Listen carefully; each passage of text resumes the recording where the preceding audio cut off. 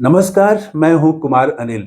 महात्मा गांधी की आत्मकथा सत्य के साथ मेरे प्रयोग इसकी 61वीं कड़ी लेके मैं उपस्थित हूं। और आज बात शुरू करने से पहले एक रोचक जानकारी आपको देता हूं, बात बताता हूं। वो ये है कि मैं जो ये धारावाहिक बना रहा हूं महात्मा गांधी पर, तो इससे कुछ लोग बहुत नाराज हैं।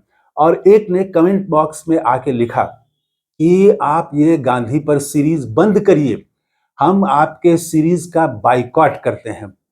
तो बाइकॉट शब्द को विरोध का जरिया बनाने वाला कौन था? तो मैंने जवाब में उनको लिखा कि ये जो बाइकॉट के जरिए आप अपना विरोध जता रहे हैं, तो विरोध जताने का ये तरीका भी गांधी ने ही इस देश को सिखाया है, बल्कि दुनिया को सिखाया है। शांतिपूर्ण प्रतिवाद, शांतिपूर्ण विरोध, सत्याग्रह, तो ये उसका पार्ट है। उन्होंने विदेशी कपड़ों का बहिष्कार किया था। तो ये बाइकॉट मतलब बहिष्कार, ये भी गांधी का ही तरीका है। ये मैंने उनको जवाब दिया। आज हम बात करेंगे कि गांधी जी कलकत्ता पहुंचे हुए थे और अधिवेशन में, और वहां पिछली कड़ी में हम लोगों ने देखा कि बहुत गंदगी थी, और जो लैट्रिन था, पखाना घर, वो तो बहुत ही गंदा था। और गांधी जी ने खुद उसकी सफाई की। कैसे की? लोग बरामदे में जहाँ ठहरे हैं वहीं बरामदे में पखाना कर देते थे, तो उसकी भी सफाई गांधी जी ने की। आज हम बात करेंगे कि गांधी जी ने पहली सेवा, कांग्रेस की पहली सेवा क्या की, और वो भी इससे समझने में ये आसानी होगी कि गांधी आखिर गांधी हैं क्या, और गांधी किस तरह का उनका व्यक्तित्व है, ये समझने में आसानी होगी। तो आमतौर से एक कल्पना करिए कि अगर आप मुंबई में हैं, या आप मद्रास में हैं, चेन्नई में हैं, और या दिल्ली में हैं, और इतनी दूर से अगर आप कलकत्ता पहुंचे, 2 दिन 3 दिन का सफर, अब तो खैर हवाई जहाज से जा सकते हैं जल्दी, लेकिन आप ट्रेन से मान लीजिए जाएं आप, और 3 दिन के बाद आप कलकत्ता पहुंचे और किसी अधिवेशन में, किसी कार्यक्रम में, समारोह में शामिल होने के लिए, गोष्ठी में, और वो गोष्ठी जो है 2 दिन के बाद होने वाली हो, 2 दिन का आपके पास समय हो, तो आप क्या करेंगे? तो हम तो यही करेंगे कि हम जो है, 2 दिन का समय है कार्यक्रम शुरू होने में, तो हम कलकत्ता घूमना पसंद करेंगे।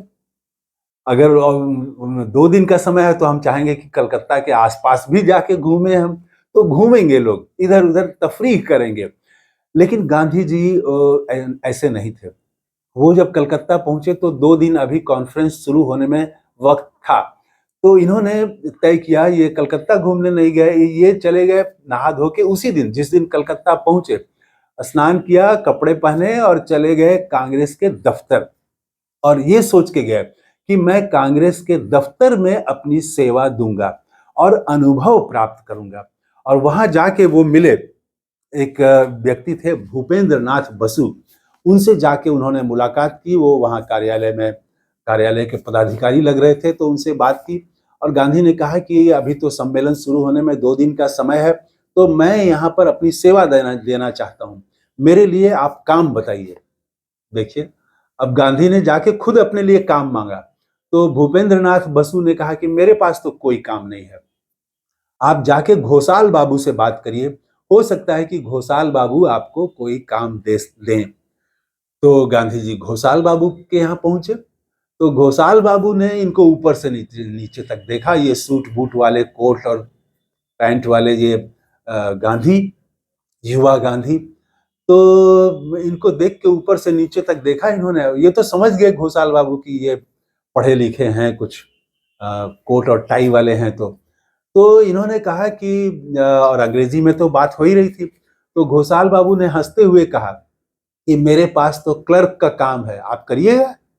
तो गांधी जी ने कहा कि मैं खुशी खुशी करूंगा, और मुझे ये काम करने में बहुत ही आनंद आएगा, और मैं आपका आभार मानता हूं कि आपने मुझे ये काम दिया, तो इससे मुझे सीखने का मौका मिलेगा। तो घोषाल बाबू तो सुन के चकित हुए।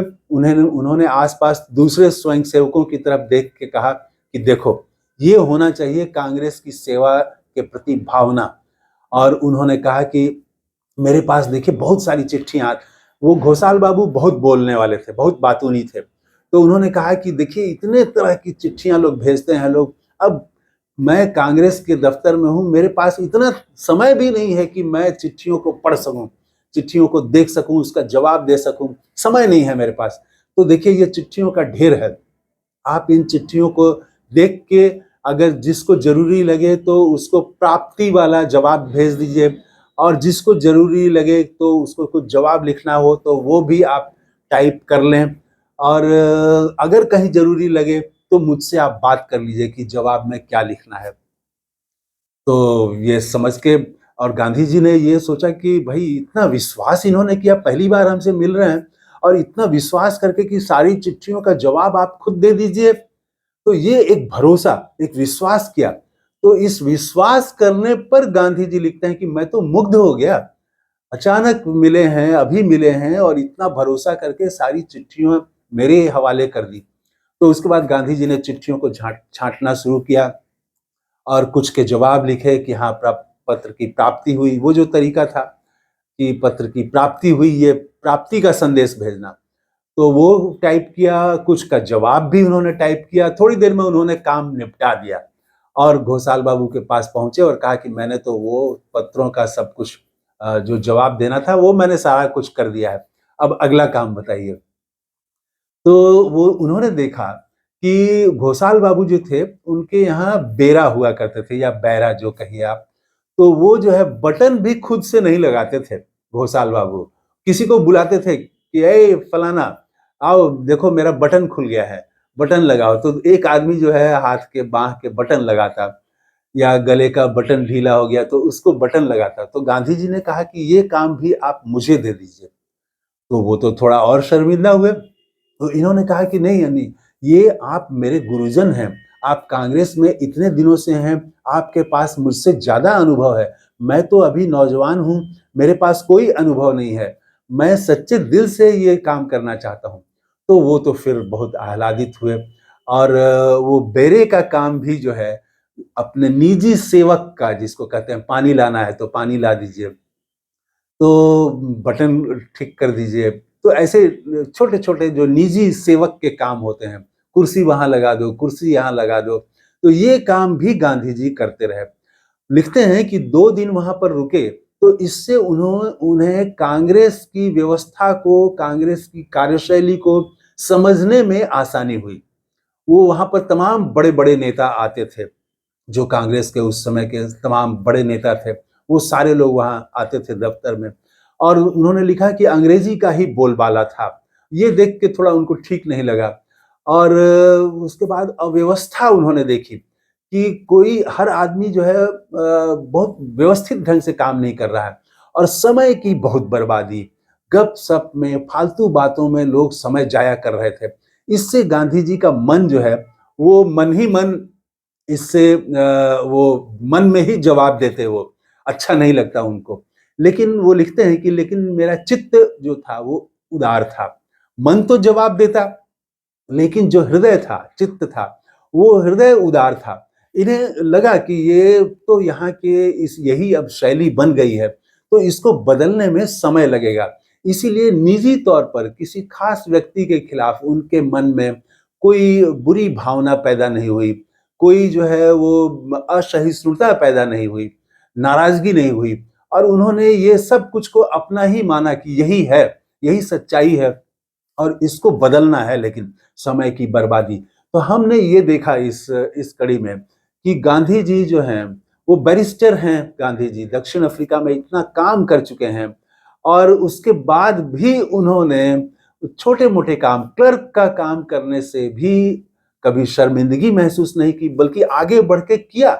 तो काम को छोटा समझना, काम को बड़ा समझना, ये दरअसल हमारी संस्कृति में है, और आप जानते हैं ये संस्कृति कहाँ से आई है कि बड़ा काम कौन सा है, छोटा काम कौन सा है, वो तो मनुस्मृति ही है।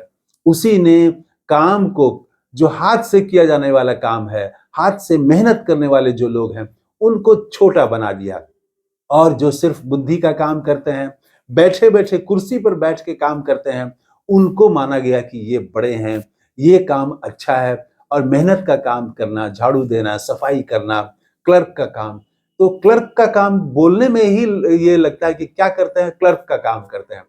और क्या करते हैं तो आप जो है वो मान लीजिए कि आप किसी दुकान में सामग्री बेचते हैं आप, तो वो बेचने वाले को बहुत छोटा माना जाता है, हॉकर को बहुत छोटा माना जाता है। लेकिन वो बड़े लोग जो होते हैं वो ऐसा कोई काम नहीं करते हैं। वो अपना समय गपशप में कुर्सी पर बैठ कर के बिता देंगे। लेकिन गांधी जी एक-एक मिनट का उपयोग करना चाहते थे, अनुभव हासिल करना चाहते थे और कोई काम को छोटा नहीं समझते थे। तो ये हैं गांधी।